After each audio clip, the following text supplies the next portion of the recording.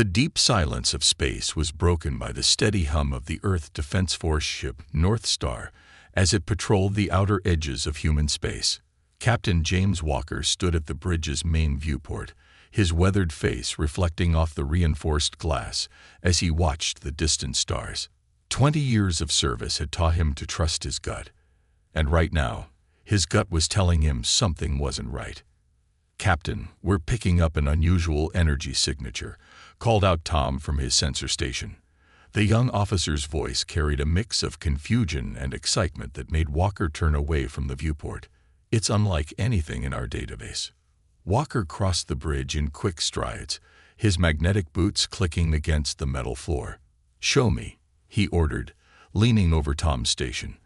The holographic display showed a faint purple dot pulsing at irregular intervals, about 3 light minutes from their position. "Whatever it is, it's big," Tom added, his fingers dancing across the haptic interface. "At least destroyer class, maybe larger. But the energy pattern, sir, it doesn't make sense. It's like it's there and not there at the same time." Walker's eyes narrowed. The Earth Defense Force had cataloged every known ship signature in explored space. Even the mysterious Dominion ships, with their advanced technology, had recognizable patterns. This was something new. "Plot an intercept course," Walker commanded. "But keep us at a safe distance. Notify medical to prep for possible containment scenarios, and get engineering ready for anything." He keyed the ship-wide comm. "All hands. This is the captain. Battle stations. This is not a drill." The North Star's engines hummed louder as the ship changed course. The crew moved with practiced efficiency, but Walker could sense their tension. Everyone knew about the Dominion threat, the aggressive alien empire pushing steadily toward Earth space. Every unusual contact could be a prelude to invasion. As they drew closer, the ship's primary sensors began gathering more data. The mystery vessel was massive, easily twice the size of the North Star. Its hull was dark, seemingly absorbing light rather than reflecting it. The shape was like nothing Walker had ever seen. Organic curves blended with geometric patterns that seemed to shift when viewed too long. "Sir," called Lisa from the engineering station, "the power readings. They're impossible." Her voice trembled slightly. "According to these readings, the ship is generating more energy than it's consuming. That violates at least 3 laws of physics." Walker felt a chill run down his spine. "Life signs?" "None detected," Tom reported. "But there's so much interference, we can't be certain. The hull material is unlike anything in our records. Our scans keep sliding off it." The North Star drew alongside the mysterious vessel, close enough now that it filled the main viewport. Walker studied its dark surface, noting what appeared to be weapon ports, though they were unlike any weapon systems he recognized. The ship showed no signs of damage, no indication of why it was drifting in space. "Sir," Tom's shout made Walker spin around. "The ship, it's powering up." Across the mystery ship's hull, lines of soft blue light began to pulse, like blood flowing through veins. The energy signature on their sensors jumped, then jumped again, climbing to levels that should have been impossible. "Shields up. Ready weapons," Walker ordered, but before the crew could respond, something even stranger happened. The mystery ship's energy signature stabilized, and a signal began broadcasting on all frequencies. "It's English," Lisa said incredulously, checking her readings. "Sir, we're receiving a transmission in perfect Earth standard." Walker hesitated only a moment. "Put it through." The bridge speakers crackled, and a calm, artificial voice filled the air. "To any Earth Defense Force vessel receiving this transmission, we are designation Temporal Defense Ship Paradox. We come with warning and purpose. The future of humanity depends on what you do next." The message repeated, and Walker felt the weight of history settling onto his shoulders. He'd heard stories of first contact, of discoveries that changed the course of human development. Somehow, he knew this was one of those moments. "Sir," Tom called out, his voice tight with excitement, I'm detecting a match in the ship's atomic structure. The base materials. They're from Earth. This ship, whatever it is, was built by humans. Walker stared at the impossible vessel through the viewport. A human ship that violated the laws of physics. A vessel that claimed to come with warnings about the future. It shouldn't exist, but it did. And it was here. Open a channel, Walker commanded. As the comm officer complied, he straightened his uniform and cleared his throat. This is Captain James Walker of the Earth Defense Force vessel North Star. We receive your transmission. Paradox. What warning do you bring? The response was immediate, and what they heard made every person on the bridge freeze. The artificial voice spoke clearly. The Dominion fleet approaches Earth with weapons that will pierce any defense we currently possess. They will arrive in 30 days. This ship contains the technology required to save humanity, but time is critical. Captain Walker, you are authorized to board. You will find proof of our origin and purpose in the main computer core. But be warned, what you learn will challenge everything you believe about the nature of reality. Walker looked around at his crew. He saw fear in their eyes, but also determination. They all knew about the Dominion threat. Earth's best analysts had predicted an attack was coming, but no one had expected it so soon. Assemble a boarding team, Walker ordered. Full containment protocols. I want engineering and science personnel with combat training.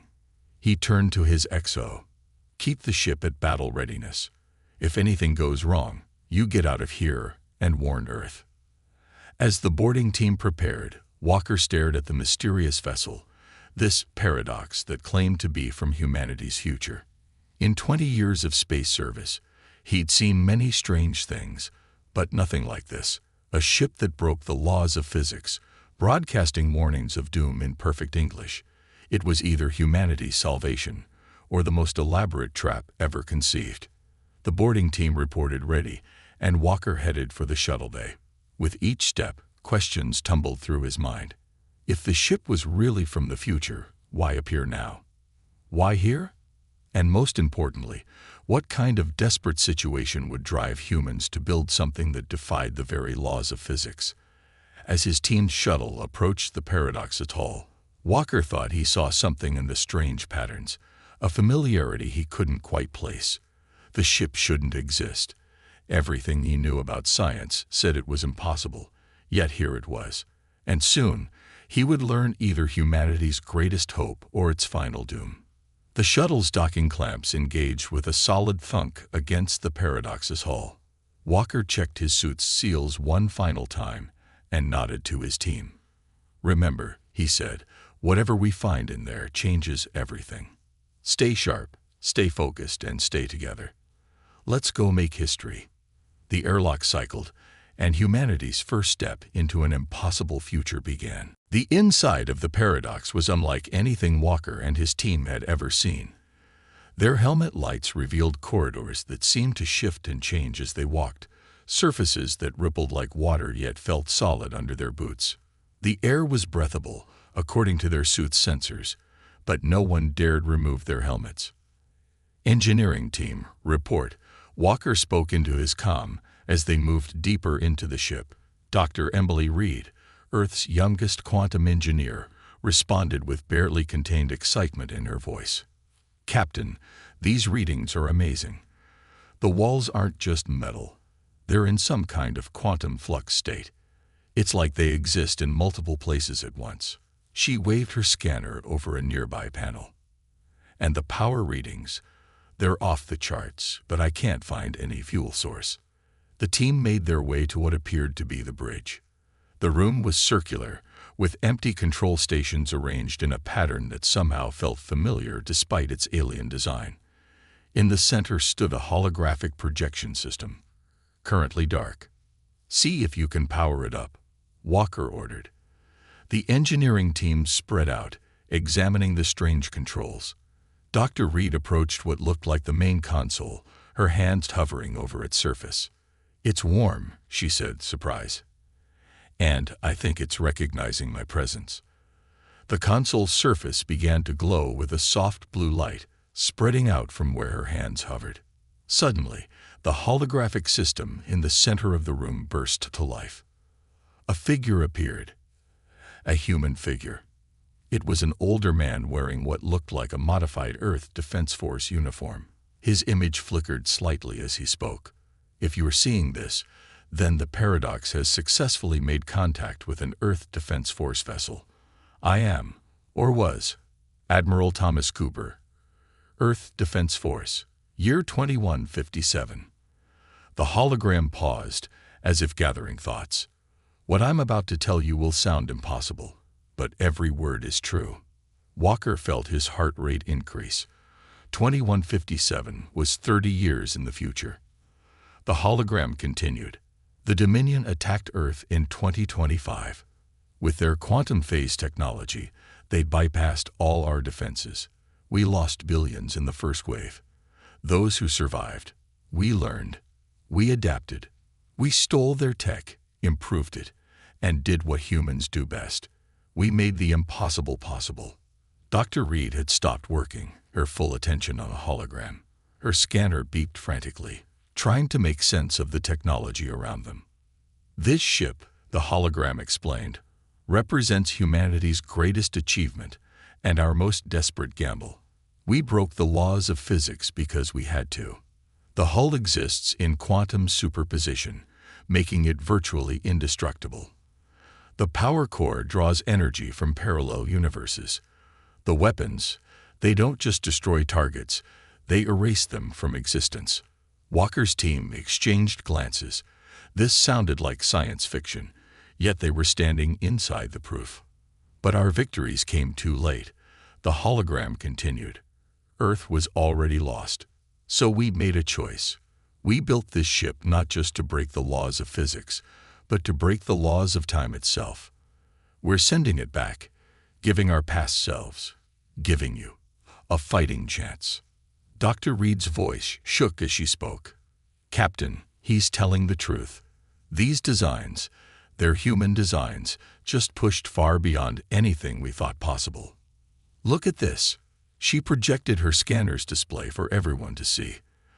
The basic architecture is like our ships, just evolved. Like someone took Earth's technology and spent decades pushing it to its absolute limits. The hologram flickered again. We've included all our research, all our advancements. But time is critical. The Dominion fleet approaching Earth now has quantum phase technology. Your current defenses will be useless. You have 30 days to understand enough of our tech to have a fighting chance. Walker stepped forward. How? How can we possibly learn all this in 30 days? As if answering his question, the hologram smiled. Because you already have. In our timeline, this ship arrived, and a team of Earth's brightest minds worked day and night to understand it. You failed to stop the first attack, but you learned enough to help some of us survive. This time you have more warning, better resources, and most importantly, you have Dr. Emily Reed. Dr. Reed startled at hearing her name. The hologram turned to face her directly. Dr. Reed, in our timeline, you were the one who finally understood how to merge quantum mechanics with conventional engineering. Your theories laid the groundwork for everything this ship represents. Your future self helped design it. Who better to understand it than you? The engineering team turned to look at Dr. Reed, who stood frozen, her mind visibly racing with possibilities. Finally, she spoke. The quantum flux state of the hull. It's not just for defense, is it? It's a computing system. The entire ship is one massive quantum computer. The hologram nodded. The first step of many. You'll find detailed technical data in the ship's computer core. But remember, understanding this technology is only part of the challenge. Building it with current materials, adapting it to work with existing systems, that's where human ingenuity comes in. Walker keyed his comm. North Star, this is Walker. Send a priority message to Earth Command. Tell them. He paused, considering his words carefully. Tell them we found something that changes everything. And get me a direct line to the Defense Science Council. We're going to need every bright mind we can get. The hologram of Admiral Cooper began to fade. One last thing. There's a reason we chose this exact moment, this exact patrol route for contact. The paradox had to find the right people at the right time. Don't waste this chance. Humanity's future depends on what you do next. As the hologram disappeared, Dr. Reed was already diving into the ship's systems, her fingers flying over the controls with increasing confidence. "Captain," she said, not looking up, "I'm going to need teams of engineers, quantum physicists, and material scientists. And coffee. Lots of coffee." Walker nodded, a grim smile forming on his face. "You'll have everything you need. Humanity just got a cheat sheet from our future selves. Let's make it count." Around them, the impossible ship hummed with power, its quantum systems already beginning to interface with Dr. Reed's equipment. The walls shifted their patterns, almost as if the ship itself was eager to share its secrets. They had 30 days to understand technology that shouldn't exist, build weapons that broke the laws of physics, and prepare Earth for an invasion by an enemy that had already beaten them in another timeline. Looking at the determination on his team's faces, Walker felt a surge of pride. This was humanity at its best, faced with the impossible, yet ready to work miracles. The ship might be from the future, but humanity's greatest strengths were timeless: adaptability, determination, and the ability to look at the impossible and say, "Let's make it happen."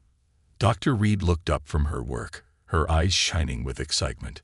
"Captain, you're not going to believe what I'm seeing. The quantum core. It's not just breaking the laws of physics.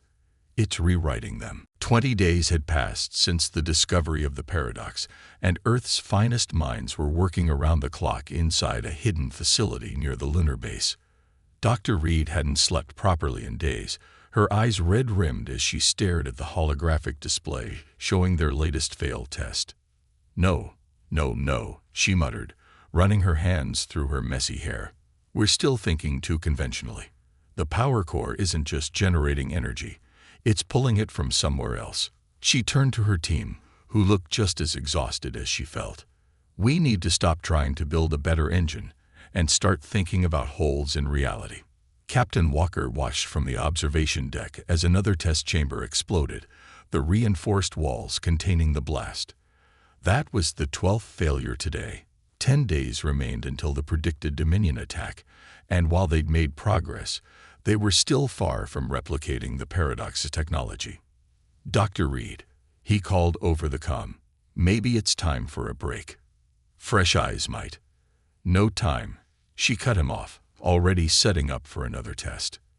"The answer's right here, we're just not seeing it." She pulled up the original scans from the paradox. "Look at these patterns in the power flow. They're not random. They're like waves in a pond, but the ripples go inward instead of outward." One of her assistants, Mike, stepped closer to the display, like it's pulling energy toward it instead of pushing it out. "But that's..." He trailed off, not wanting to say impossible anymore. They'd seen too many impossible things lately. "Exactly." Dr. Reed's eyes lit up with sudden understanding.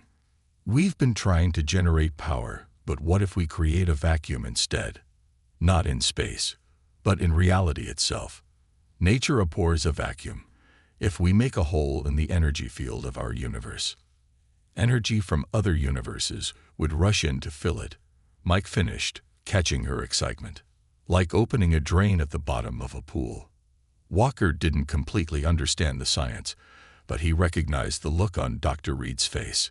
It was the same look she'd had when she first stepped onto the paradox, the look of someone seeing past the impossible to the merely difficult.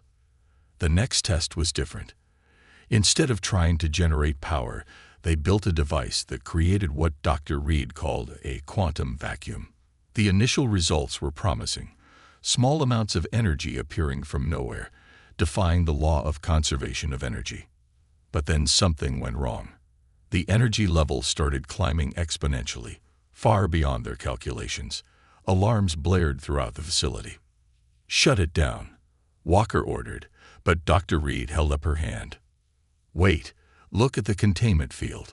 The energy wasn't destroying their test chamber.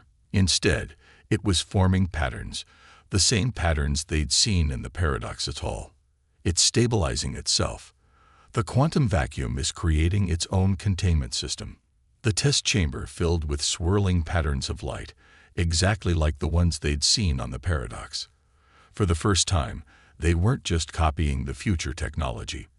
They were understanding it. Hours turned into days as they refined the process. Dr. Reed's team worked in shifts, but she rarely left the lab.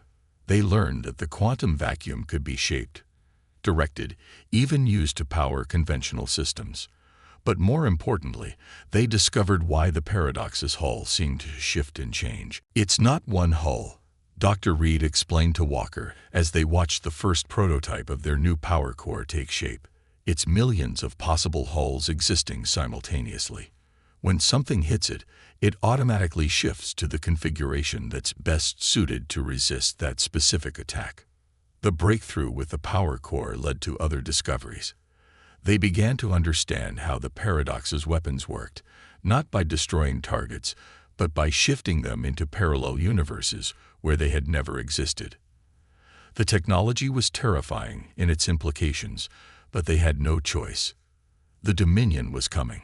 7 days before the predicted attack, they had their first major success. A small drone, powered by a quantum vacuum core and protected by a shifting probability hull, performed perfectly in all tests. It wasn't nearly as advanced as the Paradox, but it proved the technology could work with their current manufacturing capabilities.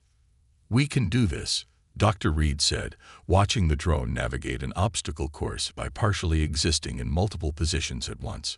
"We can't build anything as advanced as the Paradox, but we can upgrade our existing ships, give them enough of an edge to survive." Walker nodded, already planning the logistics of modifying Earth's defense fleet. "How many ships can we upgrade in a week?" "With the resources of every major shipyard, maybe 30% of the fleet. We'll have to prioritize the most crucial systems, power cores, and defensive capabilities. The weapons will take too long to implement properly." It wasn't ideal, but it was more than they'd had 20 days ago. The modified ships wouldn't be able to erase enemies from existence, but they'd be able to survive hits from Dominion weapons that would have vaporized them before. The next week was a blur of activity. Ships arrived at lunar orbit in a steady stream, each receiving quantum vacuum power cores and probability-shifting hull modifications. Dr. Reed's breakthrough had been adapted into a form that current technology could support, even if it wasn't as elegant as the Paradox's systems. Through it all, the mysterious ship from the future sat in its secure dock, still revealing new secrets every day. Dr. Reed's team had barely scratched the surface of its capabilities, but they'd learned enough. They'd learned how to do what humanity did best: take an impossible idea and make it work with whatever they had available. 3 days before the predicted attack, Walker stood on the observation deck, watching Earth's modified fleet perform maneuvers. The ships looked the same on the outside, but now they flickered occasionally, their hulls shifting through probable states as they tested their new defenses. Dr. Reed joined him, finally allowing herself a moment of rest. "It's not perfect," she said, looking at the fleet. "The power cores are crude compared to the Paradox. The probability shifts are limited. The hulls can only shift through a few hundred states instead of millions. But it's enough to give us a fighting chance," Walker finished. He turned to look at her. "You did the impossible, Doctor. You took technology that shouldn't exist and made it real." She shook her head. "We all did. Every engineer, every physicist, every technician who worked until they couldn't see straight. We still don't fully understand how the Paradox works, but we understood enough to adapt it, to make it work for us." She smiled tiredly. "Isn't that the most human thing of all? Taking something impossible and finding a way to make it work anyway." The fleet continued its maneuvers, ships flickering in and out of probability states as they prepared for the coming battle. They weren't ready. Not really. But they were ready enough. They had taken a gift from the future and turned it into something they could use today. In 3 days, the Dominion would arrive expecting to find an easy target. Instead, they would find a humanity that had done the impossible. They would find ships that shouldn't exist, but did. The first signs of the Dominion fleet appeared exactly where the paradox had predicted. Long-range sensors detected the quantum distortions of hundreds of ships dropping out of faster-than-light travel. Earth's modified defense fleet waited in formation, their hulls flickering slightly as probability shifts rippled across their surfaces. Captain Walker stood on the bridge of the North Star, now equipped with one of Dr. Reed's quantum vacuum cores. The ship felt different. There was a subtle vibration that hadn't existed before, like a constant hum just below the edge of hearing. Every crew member could feel it, a reminder that their ship now partially existed in multiple realities at once. "All ships report ready, Captain," Tom announced from his station. The sensor displays showed their fleet of 30 modified ships, spread out in a defensive formation ahead of Earth. Behind them, the rest of Earth's conventional forces waited in reserve, hoping they wouldn't be needed. Dr. Reed's voice came over the comm from her position in the engineering section. "Power core is stable. Probability hull is cycling normally. We're as ready as we'll ever be." The Dominion fleet emerged from FTL in a burst of light that lit up space like a new sun. Their ships were beautiful in a terrifying way, sleek, dark vessels that seemed to absorb the light around them. The lead ship alone was larger than anything humanity had ever built. "They're broadcasting," Tom reported, his voice tense. "All frequencies, all languages." "Put it through," Walker ordered, straightening in his chair. A deep, resonant voice filled the bridge. "Attention, human vessels. Your existence has been deemed incompatible with Dominion expansion. You will power down your ships and accept your extinction with dignity. Resistance will only increase your suffering." Walker looked around his bridge at the determined faces of his crew. They had all seen the messages from the future, knew what would happen if they failed here. He keyed the fleet-wide comm. "This is Captain Walker to all Earth forces. You know what's at stake. You know what happened in another timeline. But that's not going to happen here. Not today. Not to us." He paused, watching as the Dominion fleet moved into attack formation. "Remember your training. Trust your ships. Trust each other. Humanity stands together." The Dominion ships opened fire first, launching waves of quantum-phased energy that should have torn through any normal defenses. Instead, the modified Earth ships flickered, their probability hulls shifting to states where the attacks passed harmlessly through them. "Return fire," Walker ordered. The North Star's conventional weapons might not have been upgraded with future tech, but they could still punch hard when they hit. The space between the fleets lit up with energy beams and missile trails. A massive blast from the Dominion flagship caught a modified Earth cruiser directly. For a moment, the ship seemed to exist in dozens of places at once, its probability hull cycling through possibilities faster than the eye could follow. When it stabilized, the ship was damaged but intact. A hit that should have vaporized it had only scored its hull. "They're adapting." Dr. Reed's voice carried tension, but also excitement. "Their weapons are trying to lock onto our probability states, shifting to random probability patterns now." The battle evolved into something unlike anything in human military history. Earth ships flickered in and out of different realities, making it impossible for Dominion targeting systems to get a lock. Each hit forced the probability hulls to cycle faster, burning through power but keeping the ships alive. The Dominion fleet's perfect formation began to break apart as their usual tactics failed. Their weapons, designed to phase through normal matter, couldn't cope with targets that existed in multiple states at once. But they were far from defeated. "Energy spike from the flagship," Tom shouted. "It's massive." The Dominion flagship's entire hull began to glow with gathered energy. Walker had a fraction of a second to make a decision. "All power to the quantum core," he ordered. "Dr. Reed, give us everything you've got." The North Star's engineered hummed louder as Dr. Reed pushed their jury-rigged future tech to its limits. The quantum vacuum core pulled in energy from 1,000 parallel universes as the probability hull cycled through millions of possibilities per second. The Dominion flagship fired, its beam of concentrated energy cutting across space like a sword of light. It struck the North Star dead center. And for a moment, reality itself seemed to hold its breath. Walker felt like he was everywhere and nowhere at once. He saw versions of himself giving different orders, saw the beam hitting in slightly different places, saw timelines where the ship was destroyed and others where it was untouched. Then, with a sound like thunder that couldn't possibly have carried in space, everything snapped back to one reality. The North Star was intact. Damaged, systems strained, probability hull flickering weakly, but alive. And more importantly, the Dominion flagship had drained most of its energy for that single shot. All ships, Walker called out, concentrate fire on the flagship. Everything you've got. The Earth fleet responded as one. Conventional weapons fire poured into the Dominion flagship from multiple angles. Its advanced shields could handle any single attack, but the sheer volume of fire overwhelmed them. Explosions blossomed across its hull as human determination proved stronger than alien technology. The Dominion flagship's destruction changed everything. The remaining alien ships began to retreat, their perfect formation dissolving into chaos. They had never expected their supposedly inferior opponents to survive, let alone fight back effectively.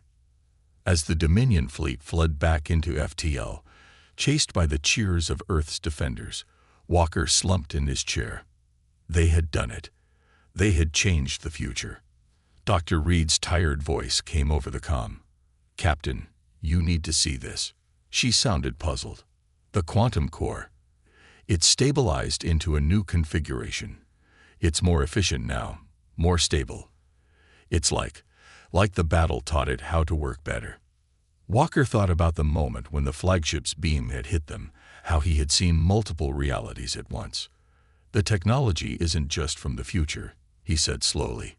"It learns. It adapts, just like we do." He looked out at the starfield where the Dominion fleet had vanished. They would be back, he knew, but Earth would be ready. They had taken technology that shouldn't exist and made it their own. They had faced the impossible and found a way to make it work. The North Star turned toward Earth, its probability hull still flickering softly. In the engine room, Dr. Reed was already thinking about improvements to the quantum core. In space behind them, repair ships moved to assist damaged vessels, while the conventional fleet celebrated their survival. Humanity had done what it did best, taken an impossible situation and refused to accept it. They had proven that determination and ingenuity could overcome any obstacle, even the laws of physics themselves. The future was no longer set. They had changed it with a ship that shouldn't exist, but did. 3 months after humanity's first victory over the Dominion fleet, the paradox still held mysteries that Dr. Reed and her team worked to understand. But now they worked with confidence instead of desperate haste, knowing they had changed the timeline they'd been warned about. Walker walked through the lunar base's main research facility, where ships were being upgraded with improved versions of the quantum technology. The original 30 modified ships had become hundreds, each one better than the last as they learned more about how the impossible technology worked. "Captain," Dr. Reed called out as he entered her lab. She looked different now, rested, confident, excited rather than desperate. "You're just in time. We finally decoded another section of the Paradox database, and you're not going to believe what we found." She led him to a secure viewing room, where a holographic display showed what looked like tactical data. "These are the Dominion's main staging areas," she explained, pointing to various points of light. "The Paradox didn't just bring us technology. It brought us their entire strategic database from 30 years of war." Walker studied the display with growing appreciation. Their supply lines, their production facilities, their command structure. Everything, Dr. Reed confirmed. But that's not the best part.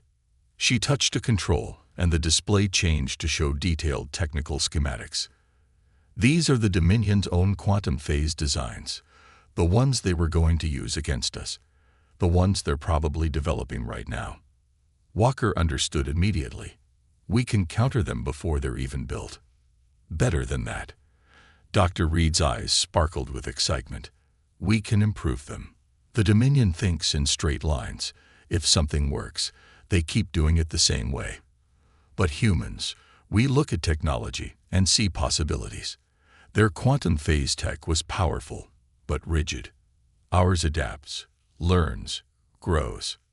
She brought up another display showing the modified Earth fleet in formation. The ships no longer flickered visibly. They had learned to control their probability shifts with precision. Every battle, every test, every challenge makes the technology better. The quantum cores learn from experience, just like we do. The Dominion couldn't understand that. It's why they lost in both timelines. Walker remembered something the hologram of Admiral Cooper had said about humanity's greatest strengths. We don't just use technology, he said slowly. We improve it. Make it our own. Exactly. Dr. Reed pulled up more displays showing the progress they'd made. Look at these efficiency readings. Our quantum cores are already more advanced than the ones in the paradox, just in different ways. We traded raw power for adaptability, precision for flexibility. We made them work with what we have instead of trying to copy exactly what we saw. The displays showed more than just military applications. The quantum technology was being adapted for civilian use. Medical scanners that could detect problems across multiple probability states, power systems that could support entire cities with clean energy pulled from parallel universes, communication systems that could transmit data instantly across any distance. We're not just surviving now, Dr. Reed said softly. We're growing, advancing. The Dominion wanted to wipe us out because they thought we were primitive. Instead, we've taken their best technology and made it better.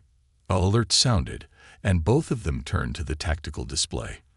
Long-range sensors had detected another Dominion fleet, larger than the first, approaching from a different vector.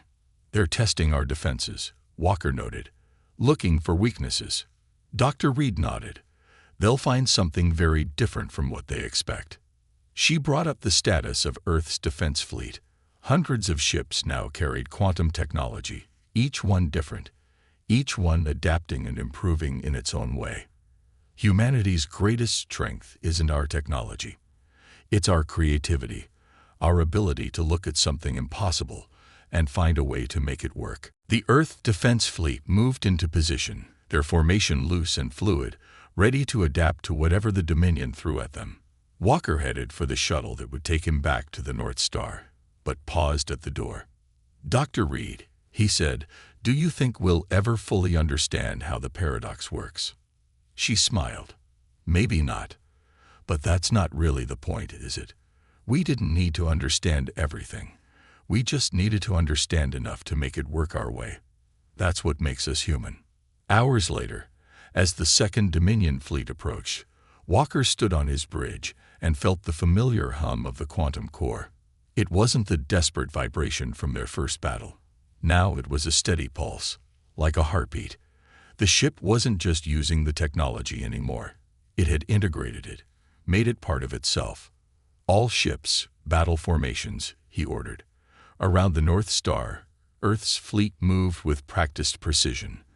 Some ships flickered with probability shifts while others remained solid, each using the quantum technology in their own unique way. They weren't copying the future anymore. They were building their own. The Dominion fleet emerged from FTL, their ships still impressive, but no longer terrifying. This time, Earth didn't wait for them to make demands. This is Captain Walker of the Earth Defense Force. He broadcast on all frequencies. You came here expecting to find an easy target. Instead, you found humanity. We've taken technology that shouldn't exist and made it our own. We've looked into the face of impossible odds and found a way to overcome them. You can retreat now, or you can learn firsthand why that was a mistake. The Dominion ships opened fire, their weapons still powerful, but no longer unstoppable. Earth's fleet responded with a display of technological creativity that would have been impossible 3 months ago. Each ship used its quantum systems differently, creating a defense that couldn't be predicted or countered. As the battle began, Walker thought about the paradox, still sitting in its dock, still holding secrets they hadn't discovered yet. But they didn't need all its secrets anymore. They had taken what it offered and built something new, something uniquely human. The future was no longer written. They had changed it not just with technology that shouldn't exist, but with humanity's greatest strengths: adaptability, creativity, and the determination to face the impossible and make it possible. As his fleet engaged the Dominion ships, Walker smiled. They had done more than save themselves from extinction. They had proven why humanity deserved to survive, to grow, to reach for the stars. They had taken a warning from the future and turned it into hope. The North Star's quantum core hummed with power as it led Earth's fleet into battle. They were writing their own future now, with ships that shouldn't exist, but did. The massive alien ship darkened the sky over New York as it descended through the clouds. People stopped in their tracks, pointing their phones upward to capture the moment that would change human history forever. The Galactic Council had finally arrived on Earth, and they brought what they called a diplomatic gift. Captain James Reed stood at attention beside the landing pad, watching as the sleek diplomatic vessel touched down. His weathered face remained neutral, but his mind raced with possibilities. After 20 years in the Space Force, he had seen plenty, but nothing quite like this. The alien delegation emerged from their ship with practiced grace. Ambassador Krill led them, his tall, slim frame wrapped in shimmering robes that seemed to change color with each movement. Behind him, 4 other council members followed, their expressions unreadable on their gray-skinned faces. Captain Reed. Ambassador Krill spoke through his translator, his voice carrying a hint of something that sounded almost like amusement. "We are pleased to present humanity with this token of our goodwill." He gestured to the sky, where a massive shape was slowly becoming visible through the clouds. As the object descended, Reed's heart sank. The ship, if it could still be called that, looked like it had been through a war. Its hull was scared and pitted, with entire sections showing bare metal where armor had been stripped away. It was easily the size of an aircraft carrier, but it moved like a wounded animal, limping through the sky on struggling engines.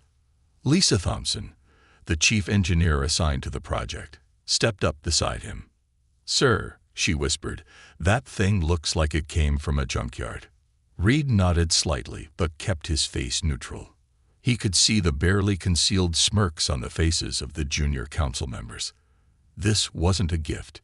It was an insult wrapped in diplomatic niceties. The derelict ship, which Ambassador Krill proudly announced was called the Stalwart, settled onto the massive reinforced landing pad with a groan of protesting metal. Up close, it looked even worse. Patches of what might have once been beautiful alien script were now faded and scarred, and several of the weapon mounts were clearly empty, stripped of anything valuable. The Stalwart, Ambassador Krill announced with false reverence, is a vessel of great historical significance. It served in many important campaigns before its retirement. He paused, looking down at Reed with those strange, violet eyes. "We thought it would be most appropriate for humanity's first step into galactic society." Reed heard what wasn't being said. "We're giving you our trash because that's all you deserve." The next few hours were a blur of diplomatic ceremonies and speeches. World leaders appeared via video link to express their gratitude, while tech companies' stock prices soared at the mere prospect of alien technology to study. Through it all, Reed watched Lisa walking around the ship's perimeter, her tablet computer constantly scanning and recording. When the ceremonies finally ended, Reed and Lisa were allowed their first look inside. The ship's interior matched its exterior, stripped bare of anything valuable, with only the most basic systems still functioning. The bridge looked like it had been ransacked, with empty panels where advanced equipment had once been mounted. "They took everything worth taking," Lisa muttered, running her hand along a dusty console. Weapons, shields, sensors, all stripped out. Even the artificial gravity is barely working. She kicked a piece of debris across the floor, watching it float slightly before settling. We'd need to rebuild almost everything from scratch. Reed watched her work, noting how her initial disappointment was slowly being replaced by curiosity. Lisa had a reputation for seeing potential where others saw only problems. Right now, she was examining a power conduit with intense interest. "Look at this," she called him over. "The power readings don't make sense. This ship looks dead, but there's significant energy flowing through these systems. It's like they stripped out the fancy parts, but left the backbone intact." Reed felt a glimmer of hope. "Can we work with that?" Lisa's eyes lit up with the challenge. "Give me time and a good team, and we can do more than just work with it. The aliens might think they're giving us garbage, but they've actually given us exactly what we need. A blank slate." As they continued their inspection, Reed's communicator buzzed. The message was brief. "Fuel clearances guaranteed. Whatever resources needed. Make it work." He showed the message to Lisa, who grinned. "They want us to make it work. Oh, we'll make it work all right. We'll make it work better than those smug aliens ever imagined." Over the next few days, as the alien delegation prepared to leave Earth, Reed assembled his team. He chose people who were not just skilled, but creative. Engineers who could think outside the box, technicians who could improvise solutions, and scientists who weren't afraid to challenge conventional wisdom. The aliens watched with poorly hidden amusement as humans swarmed over their gift like ants. Ambassador Krill made a show of providing technical documentation, most of which was heavily redacted or so basic it was nearly useless. "We wouldn't want to overwhelm you," he said smoothly. On the day the Galactic Council delegation departed, Ambassador Krill made one final visit to the Stalwart. He found Reed and Lisa on what remained of the bridge, surrounded by tools and diagnostic equipment. "I do hope you'll be able to make some use of this vessel," he said, his translator carrying that same note of condescension. "Perhaps as a museum piece or a training facility for your developing space program." Lisa looked up from her tablet, her face carefully blank. "Oh, we'll find a use for it, Ambassador. Thank you for your generosity." As the ambassador's ship rose into the sky, Reed stood with his team, watching it disappear into the clouds. "All right," he said, turning to face them. "Let's show them what humans can do with a little junk and a lot of determination." Looking at the Stalwart's scared hull gleaming in the sunset, Reed felt something he hadn't expected. Excitement. The aliens thought they were giving Earth a piece of trash, a symbol of humanity's place at the bottom of the galactic hierarchy. But they had made a crucial mistake. They had given humans exactly what humans do best with: a challenge, a problem to solve, and the motivation to prove everyone wrong. The real work was about to begin. 3 weeks after the aliens left, Lisa Thompson found herself staring at something impossible. She had been working late in the Stalwart's engine room, tracing power readings that didn't make sense, when she discovered a hidden panel behind what looked like a solid wall. The readings from her scanner had led her here, and after hours of careful work, she had finally managed to open it. Inside was a sight that made her breath catch. A crystalline structure pulsed with deep blue energy, sending waves of power through nearly invisible conduits. This wasn't some backup generator or auxiliary system. This was the ship's true heart, and it was far more advanced than anything the aliens had pretended to give them. She grabbed her phone and called Reed immediately. "Captain, you need to see this. Now." Reed arrived 15 minutes later, his uniform wrinkled from a long day of meetings. He stopped short when he saw the hidden chamber. "What am I looking at, Lisa?" "This," she said, gesturing to the glowing crystal structure, "is why the power readings never made sense. The aliens stripped out all the fancy systems, but they left the core. Either they couldn't remove it, or they didn't think we'd ever find it." She pulled up a diagram on her tablet. "The energy output is massive. This thing could power a small city. But that's not the interesting part." She swiped to another screen showing complex energy patterns. Look at how it channels power. It's not just moving energy from point A to point B. It's amplifying it, changing it in ways I've never seen before. Reed studied the diagrams, his tired eyes growing more alert. Can we use it? Better than that, Lisa grinned. We can improve it. The aliens were using maybe 10% of its potential. They built all these safeguards and limiters into their systems, probably because they thought they knew best.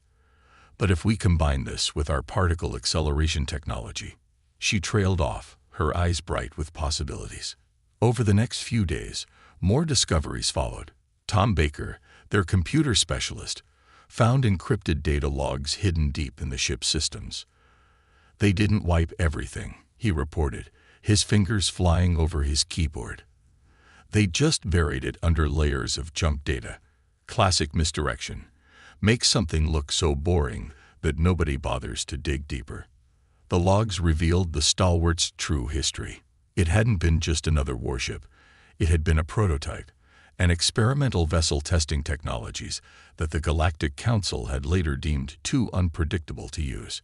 Instead of destroying it, they had stripped it down and turned it into a diplomatic gift, never imagining that humans might unlock its secrets. Reed gathered his core team in a secure room, away from the countless sensors that monitored their work. From now on, he said, looking at each of them in turn, we maintain two projects. The public one, where we struggle to get basic systems working, and the real one. As far as anyone outside this room knows, we're having a hard time just getting the artificial gravity stabilized. The team understood. They set up a careful act, making sure visiting officials and alien observers saw exactly what they expected, humans fumbling with technology beyond their understanding. Meanwhile, in sealed chambers and during night shifts, the real work continued. Lisa and her engineering team worked miracles. They took the alien power core's ability to amplify energy and combined it with human innovations in particle physics. Where alien engineers had built careful limitations, humans asked, what if? Where alien scientists had stopped at good enough, humans pushed for better. The ship's AI presented another challenge and another opportunity. The aliens had left a basic system running life support and navigation, but Tom discovered it was just a surface layer. Hidden beneath was a much more sophisticated intelligence, dormant but intact. They tried to lobotomize it, Tom explained, showing Reed the code architecture. But they were so convinced of their superiority that they did a sloppy job. The core personality is still there. We just need to wake it up carefully. The AI proved to be a valuable ally once restored. It had been betrayed by its former masters and held no loyalty to them. The human team carefully integrated it with their systems, teaching it to understand human military protocols while maintaining its alien interface as a disguise. One night, as Reed walked through the ship's corridors, he felt a subtle change in the air. The ever-present hum of machinery seemed different, more purposeful, somehow. The lights brightened slightly as he passed, and he could have sworn he felt the ship responding to his presence. The ship is healing, Lisa told him during their daily briefing. Everything we add, every system we improve. It's all working together better than it should. It's like the ship itself is helping us. The AI confirmed this. This vessel was designed to adapt and evolve. It explained through the computer interface. The Galactic Council feared this capability and tried to suppress it. You humans embrace it. The synergy is optimal. Progress accelerated. The engineering team replaced stripped weapons systems with hybrid designs that combined alien power distribution with human targeting systems. The result was something entirely new, weapons that could bypass standard alien shields because they operated on principles the Galactic Council had never considered. Empty hull spaces became home to modified human technology, seamlessly integrated with alien systems. The ship's armor, pitted and scarred on the outside, was reinforced from within using new composites developed by studying the alien materials. Through it all, they maintained their cover. Visiting officials saw a ship that was slowly being restored to basic functionality. The team made sure to schedule major breakthroughs in between carefully planned setbacks. They even leaked carefully crafted reports about their struggles with alien technology. 6 months into the project, Lisa called Reed to the engine room again. The power core chamber, once hidden behind panels, was now the heart of a completely redesigned system. Energy pulsed through new conduits, flowing in patterns that would have horrified the aliens who built them. "It's ready," Lisa said simply. Reed looked at the status displays, taking in the readings that showed power levels far beyond anything the ship had been designed to handle. "Will it hold?" Lisa nodded. "The ship can take it. The AI helped us redesign the structural integrity field. We could probably throw twice this much power through it now." That night, Reed stood on the bridge, now fully restored but looking deliberately outdated to maintain their deception. The ship hummed with power that its builders never imagined it could channel. Weapons waited hidden behind skirt panels, and systems that shouldn't work together sang in perfect harmony. "Status report," he said quietly. The AI responded, its voice carrying a note of pride. "All systems operational at 300% of original design capacity. Power core stable. Weapons systems online but dormant. Shield modifications complete. We are ready, Captain." Reed smiled in the dim light of the bridge. The aliens had given them a piece of junk, thinking to put humanity in its place. Instead, they had given humanity exactly what it needed: a chance to prove what it could do. "Maintain current status," he ordered, "and continue running silent. The time would come to reveal what they had created, but not yet. For now, let the Galactic Council think their gift was gathering dust in Earth's orbit, a symbol of humanity's technological inferiority. They would learn the truth soon enough." The old spaceship graveyard outside Luna Base had become the perfect hiding spot for testing the stalwart's new systems. Surrounded by defunct satellites and abandoned space stations, the transformed vessel could fire up its enhanced engines without drawing unwanted attention. Tonight was special. They were about to test the main weapon system for the first time. Lisa stood at her new engineering station, watching power levels climb steadily. The bridge looked nothing like it had 6 months ago. Gone were the exposed wires and makeshift controls. Now, sleek panels housed hybrid interfaces that combined the best of human and alien technology. Even the air felt different, charged with an energy that made the hair on the back of her neck stand up. "Power core at 90% capacity," she reported, her voice steady despite her excitement. "All channels are clear." Reed sat in the command chair, which they had rebuilt to interface directly with the ship's eye. "Target satellite confirmed?" he asked. "Yes, sir," the weapons officer, Mike Turner, responded. "Old weather satellite, decommissioned 15 years ago. Perfect test subject." The target floated about 10 kilometers away, a dead piece of metal that would soon help them make history. The new weapon system they had developed was unlike anything ever seen in human or alien space. It combined the alien power core's energy amplification with human particle acceleration technology in a way that, according to their calculations, should be devastatingly effective. "All hands, this is the captain." Reed's voice carried through the ship's intercom. "Test firing in 30 seconds. All stations, confirm ready status." The bridge crew called out their readiness one by one. Each of them had been handpicked not just for their skills, but for their ability to keep secrets. They had spent months training in secret, learning to operate systems that didn't officially exist. "Weapon charge," Mike announced. "Target locked." Reed nodded. "Fire." For a moment, nothing seemed to happen. Then a beam of pure white energy lanced out from the stalwart's forward section. It looked almost beautiful, like a thread of starlight stretching across space. When it touched the target satellite, there was no explosion, no dramatic fireball. Instead, the satellite simply came apart. Its molecules separated instantly, leaving nothing but an expanding cloud of dust. The bridge was silent for a long moment.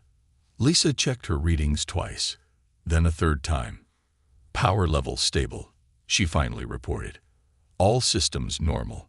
The weapon actually used less energy than we predicted. The AI's voice came through the speakers, sounding almost pleased. Energy efficiency is 30% higher than projected. The integration of human particle acceleration technology has improved the overall system performance beyond original parameters. Reed allowed himself a small smile. The weapon had worked better than any of them had dared to hope. It wasn't just powerful. It was elegant. Traditional alien shields were designed to stop kinetic impacts and energy blasts. This weapon simply bypassed them completely, breaking molecular bonds at a fundamental level. Over the next few weeks, they continued testing and refining their systems. The ship's AI helped them perfect the integration between human and alien technology. What had started as a desperate attempt to make something useful out of a piece of junk had become something revolutionary. The stalwart's hull, once scared and pitted, now gleamed with a new coating that could change color to match its surroundings. The empty weapon mounts had been replaced with hidden ports that revealed nothing of their true capabilities. Even the engines had been modified to run silent, producing almost no detectable emissions. One evening, as the Earth hung like a blue jewel in the viewport, Lisa found Reed standing alone on the observation deck. "Hard to believe this is the same ship they dumped on us," she said, joining him at the window. Reed nodded.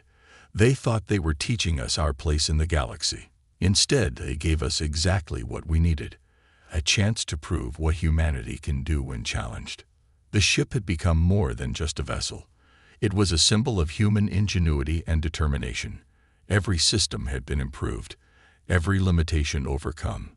The alien power core, once restricted by its original programming, now worked in harmony with human innovations in ways its creators had never imagined. The crew had grown alongside their ship. What had started as a small team of engineers and technicians had become a tight-knit group of pioneers. They trained constantly, running simulations and drills until operating the hybrid systems became second nature. The AI had evolved as well. Its original alien programming had merged with human military protocols, creating something unique. It could think tactically like a human while processing data with alien efficiency. More importantly, it had developed a fierce loyalty to its new crew. "Captain," the AI spoke up suddenly, "I'm detecting an unauthorized scan attempt from the lunar surface." Reed straightened immediately. "Source: the Galactic Council's observation post. They appear to be using standard detection protocols. Our countermeasures are holding." This wasn't the first time the aliens had tried to check up on their gift. Every few weeks, they would run scans, probably expecting to find the ship sitting idle or being used as a museum piece. Instead, their sensors showed them exactly what the team wanted them to see: a barely functioning hull running on minimal power. "Should we power down?" Lisa asked, although she already knew the answer. Reed shook his head. "No. Let them look. Our disguise systems are working perfectly. Sometimes the best hiding place is in plain sight." The transformation of the stalwart was nearly complete, but they had kept one final upgrade in reserve. Deep in the ship's bow, behind layers of security that would make both human and alien military experts proud, sat a prototype of something that could change the balance of power in the galaxy. Lisa called it the Mirror Shield, a defense system that could capture incoming energy weapons fire and reflect it back at the attacker. It was still experimental, drawing on principles that the alien engineers had probably never considered combining. But if it worked, it would make the stalwart nearly invincible against conventional weapons. As they wrapped up another successful test session, Reed gathered his crew for a briefing. "What we've accomplished here goes beyond just improving a single ship," he told them. "We've proven that humanity can not only understand alien technology but improve upon it. Everything we've learned, every system we've developed, can be adapted for other ships." The crew nodded in agreement. They had already started documenting their innovations, preparing detailed technical manuals that could be used to upgrade other vessels once the time came to reveal their achievements. "The aliens gave us what they thought was trash," Reed continued, expecting us to display it as a reminder of our inferior status. "Instead, we've turned it into something they never imagined possible. When the time comes, and it will come, they're going to learn that you should never underestimate human ingenuity." As if in agreement, the ship's lights pulsed briefly, and the AI added, "All systems operating at peak efficiency, Captain. The stalwart stands ready." Looking around at his crew, Reed felt a surge of pride. They had done more than transform a ship. They had proven that humanity deserved its place among the stars. The aliens' attempt to humble humanity had backfired spectacularly. Now they just had to wait for the right moment to show the galaxy exactly what humans could do with a little imagination and a lot of determination. The emergency alarms woke Reed at 3 in the morning. Red lights flashed through his quarters as the AI's voice came through the speakers. "Captain, priority alert from Mars colony. Under attack. Unknown alien vessels." Reed was on the bridge in less than 5 minutes, still pulling on his uniform jacket. The main screen showed tactical data from Mars. 3 alien warships had appeared from nowhere and were firing on the colony's defensive installations. "Status of Mars Defense Forces," Reed demanded, dropping into his command chair. 2 patrol ships engaging, but they're outgunned," Lisa reported from her station. She had obviously run to the bridge too, her hair still messy from sleep. "Colony shields at 60% and falling. The aliens are using some kind of enhanced plasma weapons. The attackers weren't from the Galactic Council. Their ships had a different design, more angular and aggressive. Intelligence reports had warned about raiders from the outer systems, pirates who thought Earth's colonies would be easy targets." "Time to Mars at maximum speed?" Reed asked. The AI responded instantly. 22 minutes using the enhanced drive system. However, Captain, this would reveal our true capabilities to any observers." Reed nodded grimly. The moment they powered up their real engines, everyone would know the stalwart wasn't the piece of junk they pretended it was. But there was no choice. The Mars colony had over 10,000 civilians. "Sound battle stations. All hands to combat positions. Lisa, bring the power core to full capacity. Time to show everyone what this ship can really do." The ship came alive around them as crew members raced to their posts. The hidden weapon ports opened smoothly, revealing systems that would have made their alien benefactors choke on their own arrogance. "All stations report ready," the AI announced. "Power core at maximum. Enhanced drive system online." Reed took a deep breath. "Take us out. Maximum speed to Mars." The stalwart leaped forward with acceleration that should have been impossible for a ship its size. The stars blurred as their modified engines pushed them far beyond what the original designers had thought possible. Reports started coming in from Earth. The Galactic Council observation post was demanding explanations, asking how their museum piece was suddenly moving at speeds that matched their most advanced warships. Message from Council headquarters. Communications reported. Ambassador Krill is requesting immediate clarification of our actions. No response. Reed ordered. We've got more important things to worry about. The AI's voice cut in. Mars colony shields at 40%. Estimate failure in 6 minutes at current rate of attack. They were still 10 minutes out. Reed clenched his fist. Show me the enemy ships. The screen displayed 3 vessels, each larger than the stalwart. Their weapons blazed continuously, hammering at the colony's failing defenses. They were so focused on their attack that they hadn't even noticed the approaching Earth ship. Weapon range in 3 minutes, Mike reported from Tactical. Should I target their engines? Reed shook his head. No, target their main weapons. Lisa, divert all spare power to the primary cannon. Let's show them what human engineering can do. The distance closed rapidly. At 2 minutes out, one of the alien ships finally noticed them. It turned ponderously, bringing its weapons to bear on what it probably thought was an easy target. Enemy vessel powering weapons, Mike announced. They're trying to get a target lock. Let them, Reed said calmly. Lisa, how's our new shield holding up? Mirror shield at full power, Captain. Ready to give them a surprise. The enemy ship fired. A massive burst of plasma energy lighting up space. The stalwart's mirror shield caught it perfectly, absorbed the energy, and sent it right back at twice the power. The alien vessel's shields collapsed instantly, and it tumbled away, its weapon systems fused and useless. That got the attention of the other two ships. They broke off their attack on the colony and turned to face this unexpected threat. Their sensors must have been going crazy, trying to figure out how a supposedly derelict vessel was suddenly fighting like a top-of-the-line warship. In range, Mike reported. Both ships are charging weapons. Target locked, the AI added. Molecular disassembler ready. Reed leaned forward. Fire. The stalwart's main weapon fired twice in rapid succession.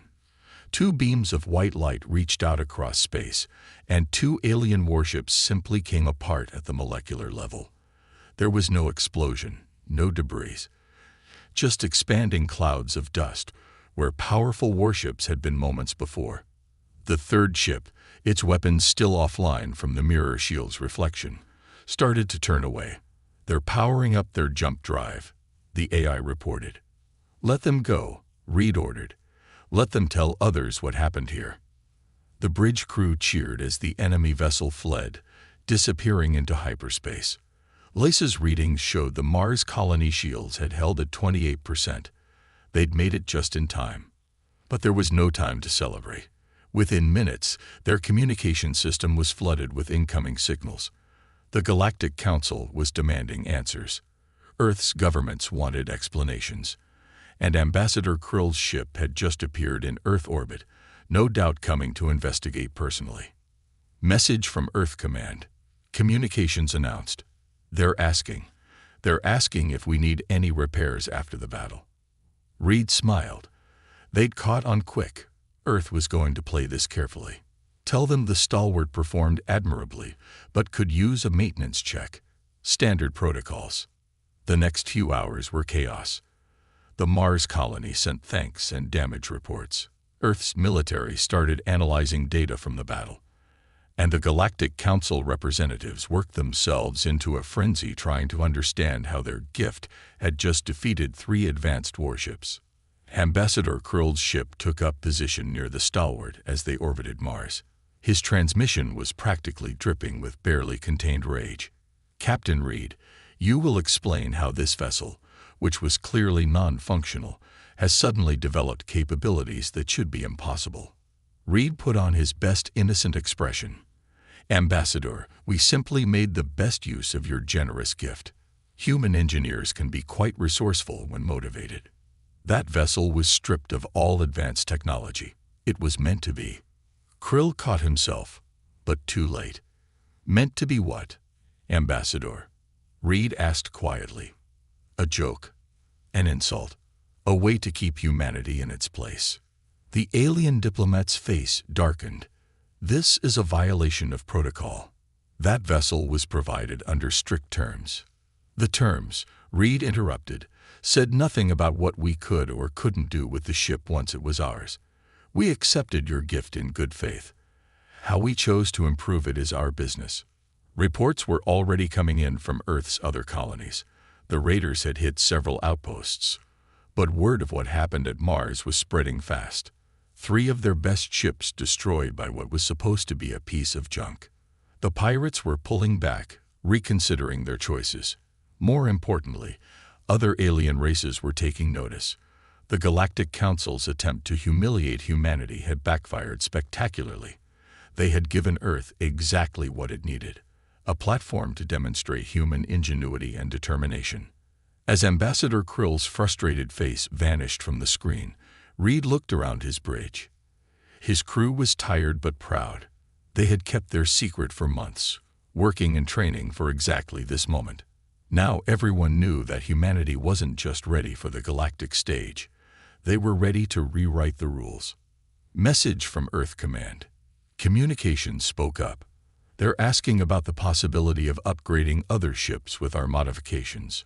Reed smiled. This was just the beginning. Tell them we'll send the technical specs right away. I think it's time the galaxy learned what humans can really do with a little inspiration and a lot of determination. 2 weeks after the Mars incident, Earth's shipyards were busier than they had ever been.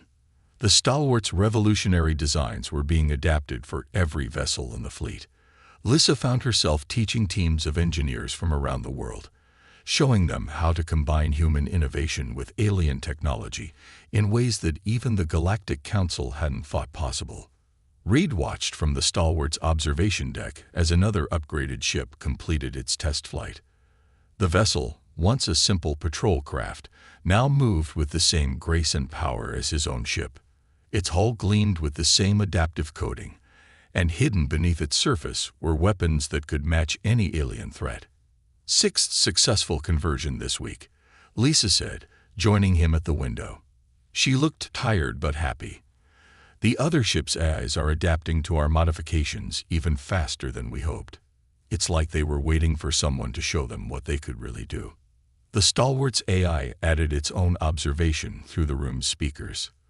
The integration of human creativity with our base systems has produced results that exceed all previous operational parameters. The Galactic Council's restrictive protocols were actively limiting our potential. Outside, a Galactic Council diplomatic vessel hung in orbit, watching Earth's activities with poorly concealed concern. They had sent a whole delegation after the Mars battle, probably hoping to find some way to stop humanity's sudden technological leap. Instead, they had been forced to watch as ship after ship was upgraded with systems that matched or exceeded their own best vessels. Message from the Council ship, the AI announced. Ambassador Krill requests a meeting. Again. Reed smiled slightly. Tell him we'll be happy to meet him aboard the Stalwart. Same as last time. The ambassador had been trying for days to get Earth's representatives to meet on his vessel or at the Council's lunar base. But after what happened at Mars, humanity was done playing by their rules. If the Council wanted to talk, they would do it on human terms. An hour later, Krill stood on the Stalwart's bridge, his usual smooth composure cracking as he looked at the completely transformed command center. Gone were the exposed wires and jury-rigged controls.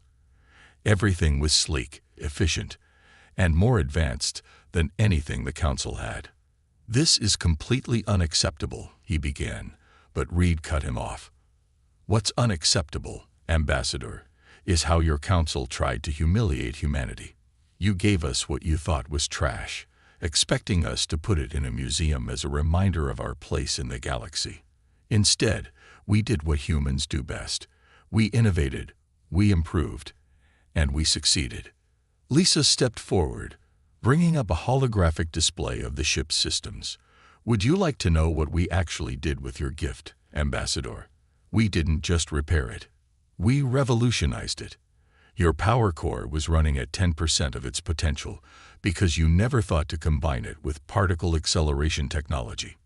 Your weapons were limited by artificial constraints that we simply removed. Your eye was crippled by protocols that made no logical sense. The ambassador's face darkened with each word.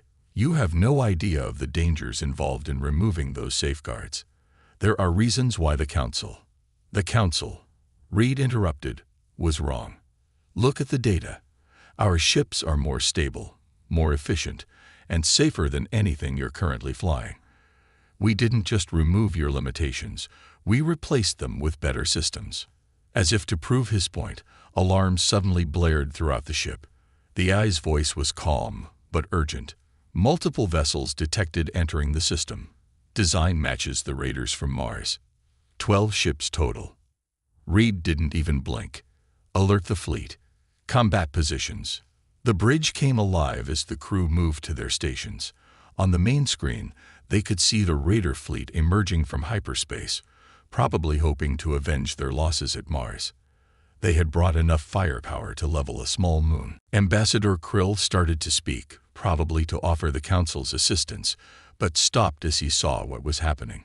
Earth's newly upgraded ships were already moving to intercept, their formations perfect, their movements synchronized in ways that should have been impossible for such recently modified vessels. The raiders never had a chance. The first wave of shots from Earth's ships caught them completely by surprise. The molecular disassembler beams sliced through their formations, while mirror shields reflected their desperate return fire back at them. In less than 5 minutes, the entire raider fleet was reduced to expanding clouds of dust. That, Reed said quietly to the stunned ambassador, is what happens when you don't artificially limit your technology's potential. That's what happens when you let innovation and creativity drive development, instead of fear and control. The next few days saw a fundamental shift in the balance of power. Other races that had been watching Earth's progress began reaching out, not to the Council, but directly to humanity.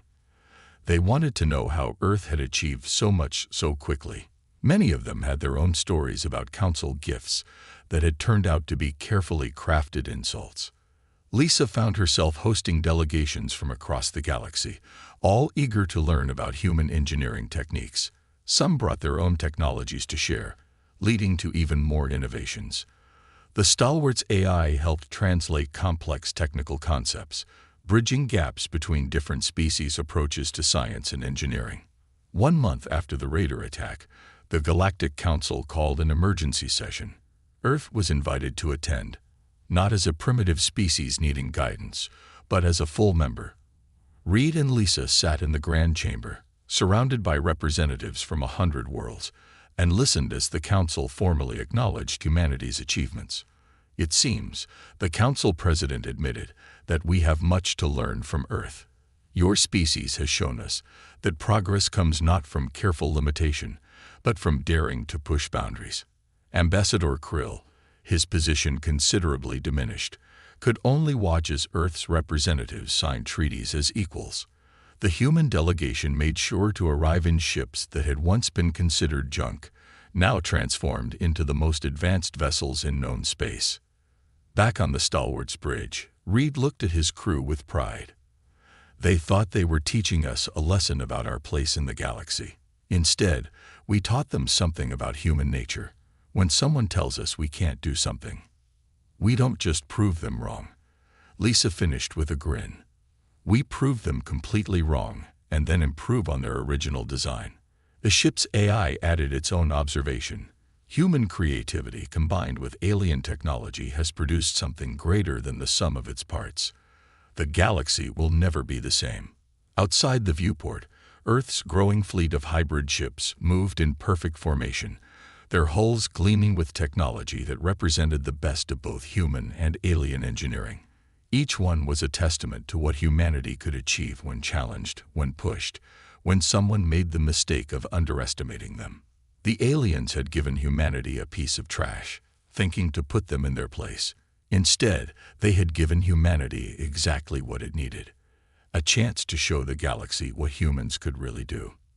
And now, as ships from other races arrived seeking to learn from Earth's engineers, it was clear that this was just the beginning. The Stalwart, once a symbol of humanity's supposed inferiority, now represented something else entirely, a reminder that you should never judge a species by its current level of technology. Because sometimes, all it takes is one act of arrogance, one attempt at humiliation, to spark a revolution that changes everything. Reed smiled as another alien delegation requested permission to dock. Well, he said to no one in particular, I guess we should thank them for the gift after all.